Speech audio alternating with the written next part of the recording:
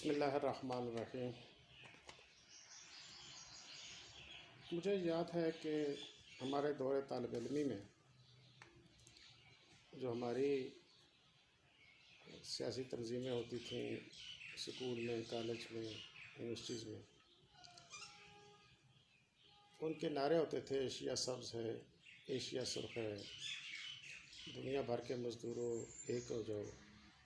اسلام ہمارا دین ہے، اور جدوجہد ہوتی تھی اور عالمی علاقائی سیاسی صورتحال پہ بحثیں ہوتی تھیں، مناظرے ہوتے تھے، ڈسکشن ہوتی تھی، مکالمہ ہوتا تھا، ڈیبیٹ ہوتا تھا، تقاریر ہوتی تھیں اور کتابیں پڑھی جاتی تھیں، کتابیں تلاش کی جاتی تھیں۔ اسی طرح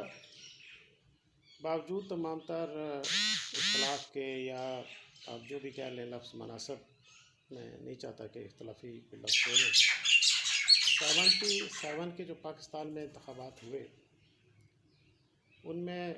بھی نعرے تھے اور نظریہ تھا دونوں طرف سے۔ ذوالفقار علی بھٹو ایک عالمی رہنما تھے، اسلامی کانفرنس کے چیئرمین تھے،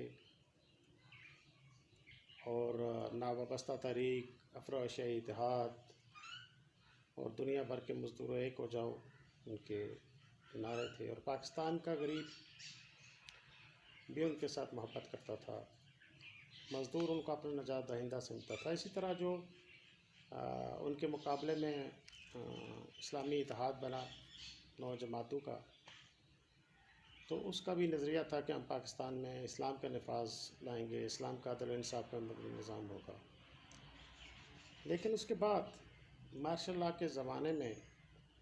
جو سب سے بڑا نقصان ہوا کہ آج ہماری جماعتوں کا منشور اور سیاسی کارکنوں کا مقصد جو ہے، اس کو آپ اس طرح دیکھ سکتے ہیں کہ اس وقت جو ماحول ہے آزاد کشمیر کے اندر، بالخصوص پاکستان بھی سے مختلف نہیں، لیکن کچھ تھوڑا سا آپ سمجھ لیں کہ وہاں حالات آج بھی بہتر ہیں، لیکن ہمارے آزاد کشمیر میں جو ہماری سیاسی جماعتوں کا، سیاسی کارکنوں کا جو ایجنڈا ہے،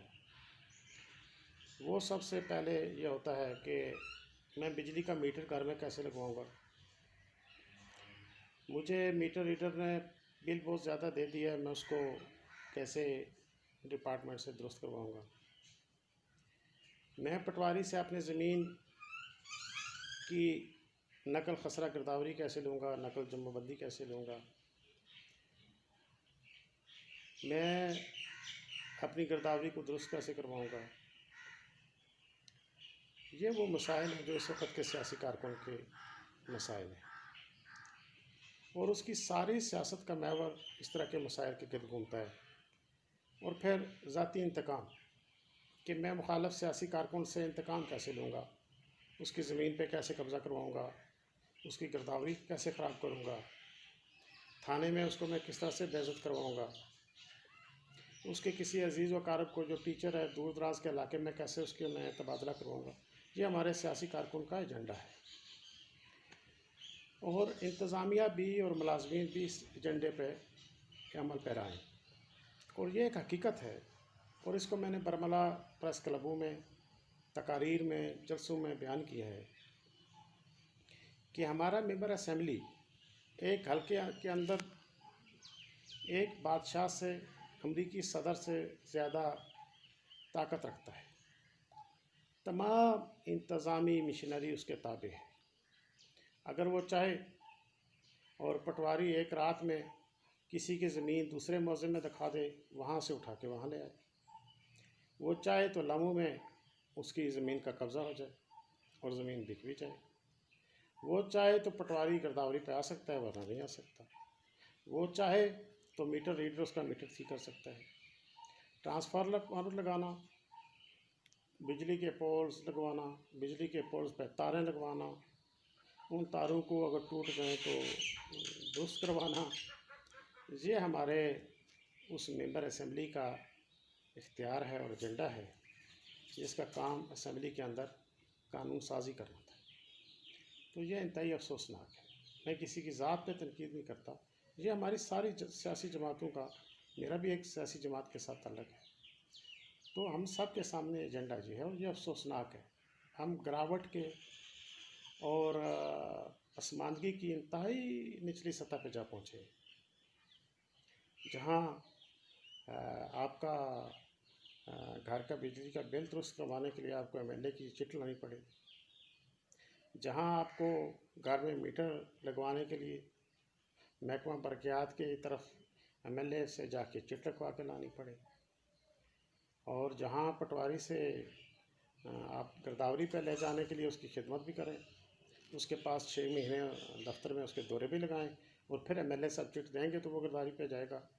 اور اگر ایم ایل اے صاحب آپ کے فیور میں ہیں تو پھر تو آپ کی زمین کی گرداوری ہو جائے گی، ورنہ پھر اس زمین سے بھی آپ چلے جائیں گے. تو یہ انتہائی افسوسناک ہے. آج کے نوجوانوں کو، پڑھے لکھے لوگوں کو اس ساری صورتحال پہ غور و فکر کرنا چاہیے. سیاسی کارکن تو آج رہا ہی نہیں. سیاسی کارکن آج کون ہے؟ ماسٹر. سیاسی کارکن کون ہے؟ پٹواری. سیاسی کارکن کون ہے؟ انتظامیہ کا کوئی کلرک جس کو تنخواہ بھی ملتی ہے، جو لوگوں پہ اثر بھی رکھتا ہے، اس نے لوگوں کے کام کرنے ہوتے ہیں. تو لہٰذا لوگوں نے بھی پھر ووٹ حاصل کرنے کے لیے اسی کی طرف دیکھنا ہے، ووٹ دینے کے لیے اسی کی طرف دیکھنا ہوتا ہے. اس لیے کہ آئندہ 5 سال بڑی آسانی کے ساتھ وہ ماسٹر صاحب بھی مل جائیں گے، وہ بابو صاحب بھی مل جائیں گے، وہ پٹواری صاحب بھی مل جائیں گے. ان کا ممبر اسمبلی صاحب سے رابطہ ہوگا، وزیر صاحب سے رابطہ ہوگا، اور اللہ خیر صلاح عوام کے کام ہوتے رہیں گے. اور جو جماعت ہار جائے گی وہ اگلے 5 سال میں اس کا کارکن کس حد تک سفر کرتا ہے، کس حد تک اس سے نقصان اٹھاتا ہے، یہ ایک لمبی کہانی ہے. تو بہرحال یہ غور و فکر کا مقام ہے، سوچنے کا مقام ہے.